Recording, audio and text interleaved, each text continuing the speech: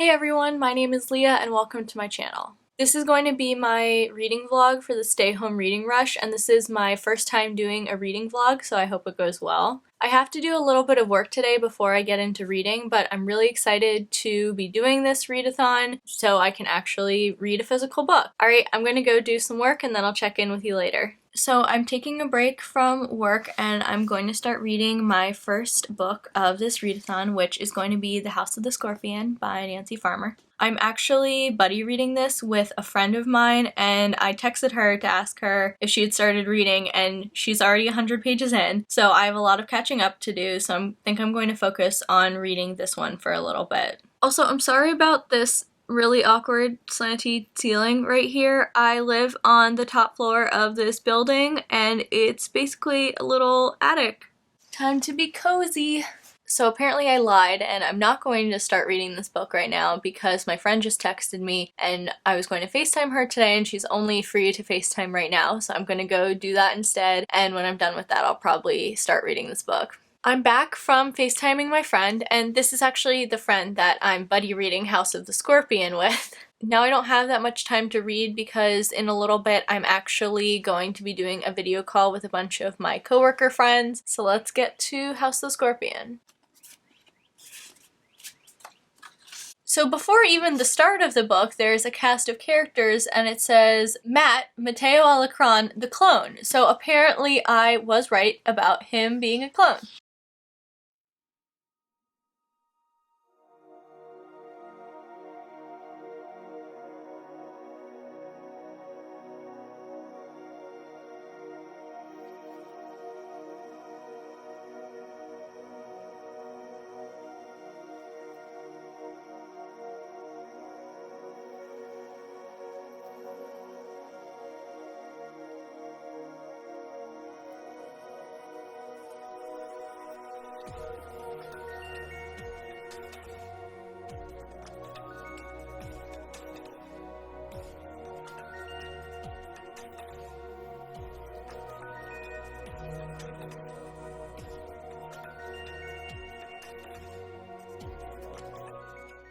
I just finished chapter 5 in House of the Scorpion. That's about 50 pages in, and that's the end of the first section of the book, which is when the main character, Matt, between when he's born and 6 years of age. And so far, this book is sad. So the main character, Matt, is the clone of this man who's a powerful drug lord, and it seems like in this world clones are a thing, and clones of people are a thing, but they're not considered people. They're considered much lesser and like animals, and usually when they're made, their intelligence is taken away, but Matt's wasn't because he's the clone of this like really powerful man. And just so far, everyone who Matt interacts him treats him horribly and treats him like an animal, and it's really sad, but it's really interesting so far. And it was only him when he was really young so far, so I'm interested to see what's going to happen in his later life and how things are going to change in the book. I think this might be like a really sad book, and I think a lot of this book is going to be about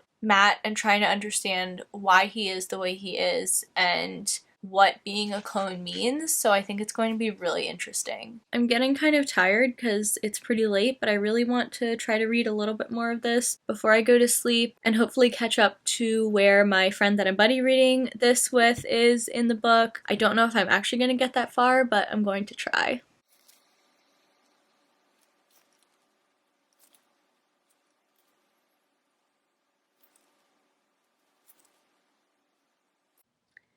So I was going to only read a few pages and then go to bed, but now it's 2 a.m.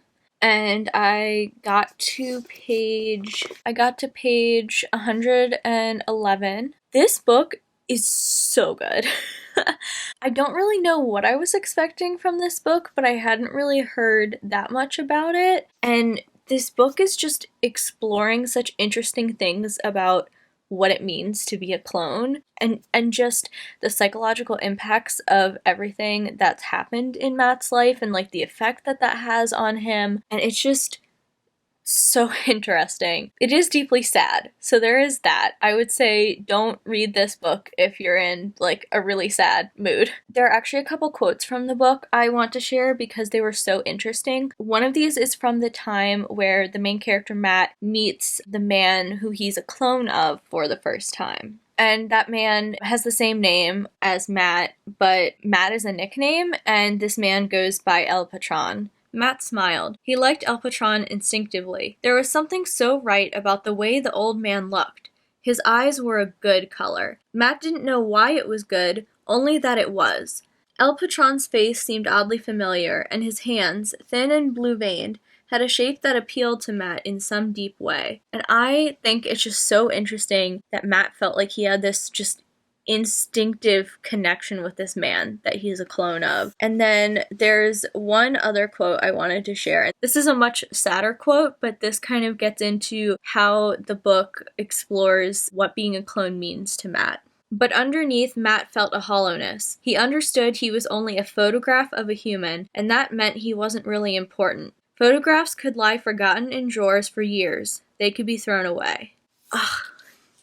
I'm less than a third of the way through this book, but it is already exploring such interesting things, and I can already tell it's going to delve into such an interesting thing of like Matt being a clone of this man, but also being a completely different person and how that affects his life. And it's just so interesting. I'm really, really enjoying this book. I guess part of the reason I didn't really know what to expect with this book is I hadn't really heard anyone talk about it. And I own this, but I honestly don't remember getting it. I think I got it a really long time ago and I had just never picked it up. And my friend and I wanted to buddy read something and I didn't know what to buddy read. And she had a few books that she gave me the titles of as options, and one of them was this, and I knew I owned it, so I was like, yeah, sure, let's do that. But I hadn't thought about this book in years. I didn't really know anything about it, and I'm just so glad that we're reading this because it's so good.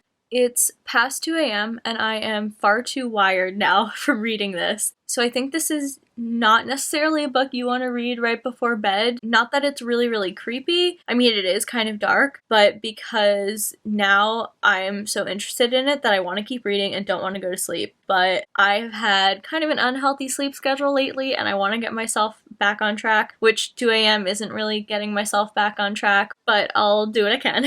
Hey guys, good morning. It's day 2 and I just finished eating breakfast, and before I get into my work for the day, I think I'm going to read for just a little bit. Even though I'm really enjoying The House of the Scorpion, I think I need a little bit of something feel good to start out the day, and as interesting as I find that book, it is definitely not feel good. So I'm going to read a little bit of the Adventure Zone graphic novel. This adapts the first storyline in the Adventure Zone podcast, which is a Dungeons and Dragons podcast, and I was actually listening to the podcast while eating breakfast this morning. I'm currently on episode 32, which is in the middle of the Crystal Kingdom storyline, which I think is the 4th main overall storyline. I'm especially looking forward to reading this because sometimes with the podcast I have a hard time following along like who's speaking and who's doing what, and this is going to give me a really good idea of the characters in my head, so I think I'll actually be able to picture them from now on when I listen to the podcast. I will say the first storyline in the podcast was my least favorite of all of them. It's still enjoyable, but I really think it starts picking up after this. So I'm interested to see how I'm going to enjoy this.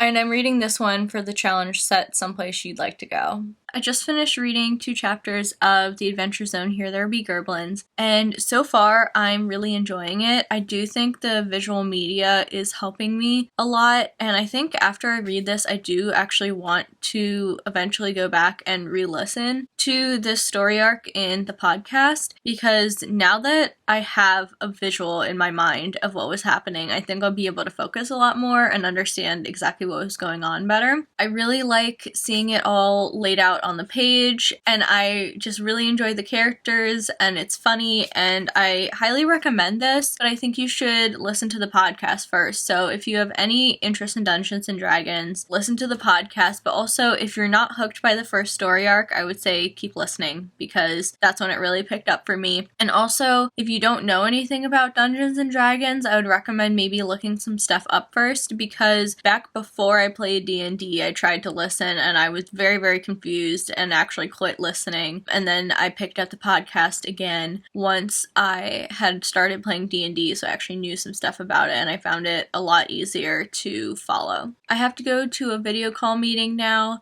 and I'm not sure how much more reading I'm going to get done today because I have that meeting, I have other work to do, and then I have an all-staff happy hour later, and then I'm doing a dinner with some other people. So I'm not sure how much more reading I'll get done today. I'm hoping I get at least a little bit more. Maybe I can finish this graphic novel today or get through another chunk of House of the Scorpion. It's after 2 a.m. and I'm really tired, but I just finished reading The Adventure Zone Here There Be Gerblins, and I really, really enjoyed it. The plot at the end of this graphic novel is right in the podcast where I started getting really, really engaged in it and really excited about it. So finishing at that part in the plot made it very, very exciting. With the adaptation, they cut out some of the slower parts and really condensed what happened and the action, so all of it was pretty engaging, so I really enjoyed reading that. I just found it cute and funny, and it was just this fun little fantasy D&D tale of these 3 people that become friends and go on adventures and get in fights together, and I really, really enjoyed it. I might have more thoughts to share on it later, but I am very tired, so I'm going to go to bed. I am ready to fall asleep right here. I should not have stayed up reading this. I am so tired. Why did I stay up this late? It's day 3 of the Stay Home Reading Rush, and I just read about 100 pages of The House of the Scorpion. I just finished chapter 20, so I'm a little over halfway, and this book is so good. It just keeps getting more and more interesting. Something I really like is that all of the characters are so complex. Even the main character, you do like him, but he is a very flawed person, and just reading his journey growing up and discovering who he is and how he fits into the world, especially because he's a clone, and he's the clone of this, horrible drug lord. There's characters who are totally horrible, and then there's the characters you really like, but even those characters have really, really big flaws, and so it's just so interesting seeing all of the morally gray characters and finding out more about them. I'm done reading for now because I'm going to go play a D&D one-shot with a bunch of the people I live with, which is going to be so fun. But hopefully I'll do a little bit more reading tonight because it's day 3 and I've only finished 1 book, so I would like to at least finish another book tonight. That might end up being the next graphic novel I have to read because I don't know if I'll end up finishing this tonight. It depends on how far along my friend who I'm buddy reading this with is, so I have to wait and see how far into the book she is. I think I'll do a little bit more reading tonight. It depends on if the people I live with are doing anything, but we'll see, and I'll check back in with you guys later. The D&D one-shot that I was in went really, really well, and we all had a great time. There was the DM and 4 people in our party, and basically 2 party members were extremely chaotic. Well, all of us were a little chaotic, but 2 of them were very chaotic, and the other 2 of us were basically just the grandmas of the group. My character is a 105-year-old gnome cleric. I love her. And we actually might end up doing more in that world because we have nothing else to do, so we're just playing lots of D&D. Now it's time for me to do some reading. Before I go back to my reading rush reading, I actually decided to start reading something that isn't for the reading rush, which I know I probably shouldn't do because I don't know if I'll finish all my challenges, but 2 people I know on Twitter are buddy reading Children of Blood and Bone, and I've been meaning to read that for a while, and I think buddy reading is something that can really help my motivation and get me to actually read things, so I want to read the first 50 pages of that for the buddy read, and then I'll get back to my reading rush reading. So I'm only a little bit of the ways into Children of Blood and Bone, but I'm going to take a break from that for a little bit and pick up one of my Reading Rush reads because there's about to be some reading sprints on Twitter and I want to participate in those because I haven't done those before. So I'm going to read some of Nimona by Noelle Stevenson. And this is the book that I chose for the prompt, book that will make you smile.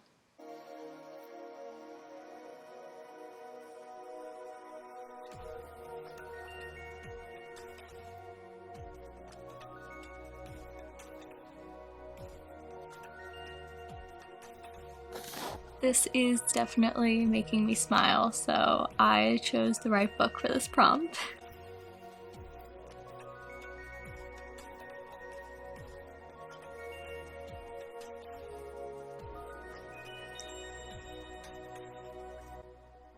So the Twitter sprints are over and I got 162 pages into Nimona, and I forgot how much I love this graphic novel. I read this a really long time ago. I actually have no idea how long ago. I want to say it was at least 5 or 6 years ago, and it was before I started getting into any other graphic novels really, so this might have been one of the first graphic novels I read. So the main character Nimona is a shapeshifter. So Nimona goes to this evil supervillain named Ballister Blackheart and she wants to become his sidekick, and she becomes a supervillain sidekick, and Blackheart's nemesis is named Sir Ambrosius Goldenloin. Ambrosius, yeah, I think that's how you say it. And he works for the Institute of Law Enforcement and Heroics, and so it follows their adventures, and it's so good. And there's such a good parental relationship between Blackheart and Nimona, and it's just so cute and adorable. So I think I'm going to go finish this right now. So I finished Nimona, and I forgot how good this was. I also forgot a majority of what happened in the book, including the ending, which made me cry. I just love all the characters in this book so much. It's cute and heartfelt and emotional, and it just is this fun fantasy graphic novel about 3 wonderful characters.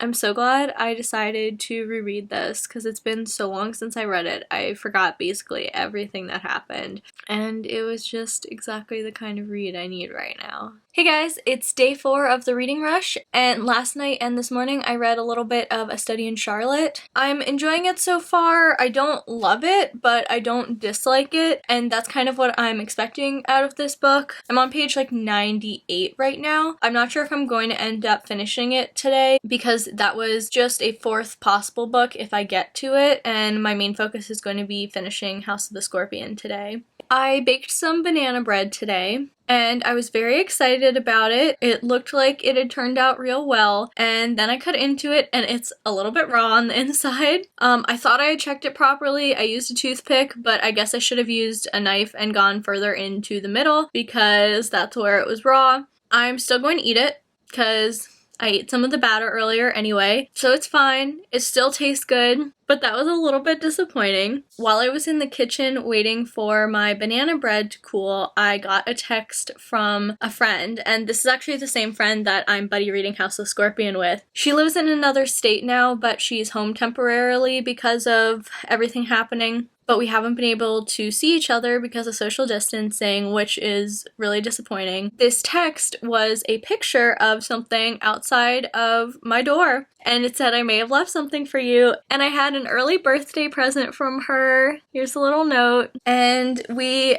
were talking about candles and how I really like candles, but I don't have any here. And she gave me this baked cookie scented candle, and I'm really, really excited to use this. And she also gave me these really adorable animal stickers. This just completely made my day, and I'm so happy now. And I think in a little bit I'm actually going to go read outside.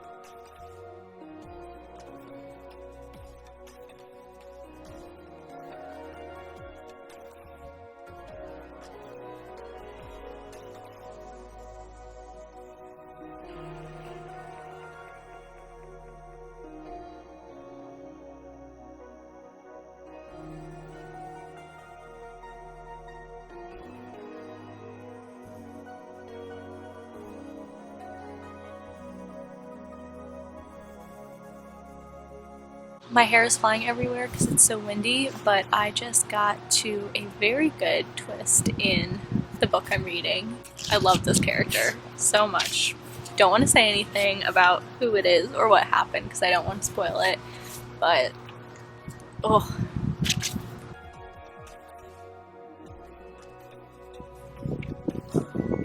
Celia! Ugh.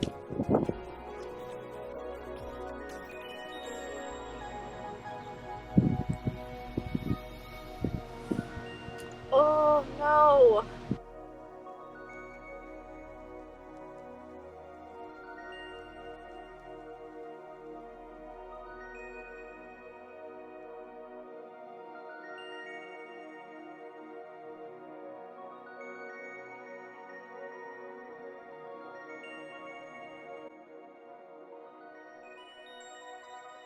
I came inside because it was pretty windy and it was getting a little chilly, and I just read for a little bit longer and I finished The House of the Scorpion, and it was so good. I'm watching a movie with some of the people I live with in a little bit, so before I go do that, I'm just going to read a little bit of A Study in Charlotte, though I don't know if I'll end up finishing it tonight. Alright, the reading rush is over, and now it's time for my wrap-up. I didn't end up finishing A Study in Charlotte, but that's okay because the 3 books I did finish completed all of the challenges for me. So the first book I finished was the Adventure Zone graphic novel, Here There Be Gerblins. I've said a little bit about this already, but it's a graphic novel based on a D&D podcast called The Adventure Zone, which was created by the McElroy family. So one of the brothers, Griffin, is the DM, and 2 other brothers and their father play the characters in the campaign. And the 3 characters in the campaign are Taco, who's an elf wizard, Magnus, who's a human fighter, and Merle, who's a dwarf cleric.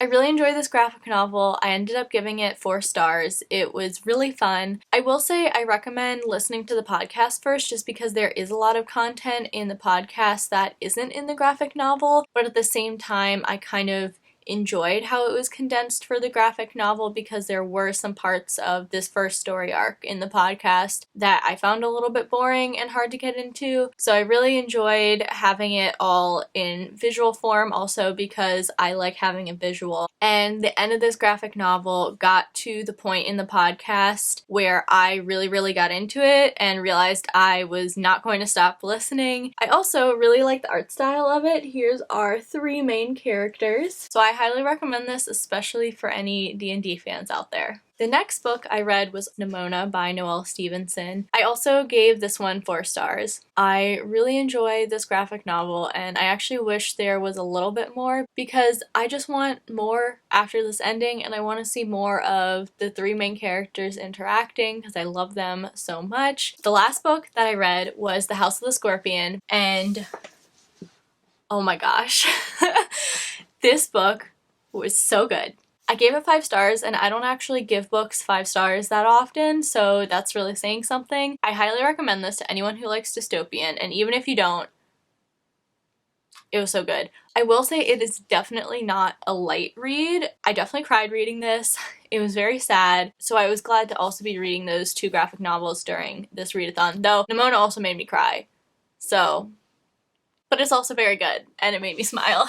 This book just deals with such complex issues of morality, and all of the characters are so intricate and complex, and all of them have flaws, and I love some of them so much, and then there's others that I still don't know exactly how I feel about them, but there are a couple characters that I really care about and were just so interesting to read about. And there's a sequel to this, so I'm planning on reading that soon. I don't know if it will be as good as this one just because of some of the issues that were discussed in this. I don't think would be as prevalent in a second book, but I'm very interested to see how that book plays out, especially after how this ended. I don't always tab up books, but I did tab up this one with a couple colors because there were just some things that I really wanted to be able to revisit and remember. I will say it reached a certain part in the book where the plot wasn't as engaging to me, and it didn't deal as much with the complex issues that I cared about, but then it picked back up at the end. Everyone should read this. It's really good. That's what I got. that's it for my stay home reading rush vlog. Thanks for watching, and I really hope you enjoyed. See you guys later. Where's the stop button?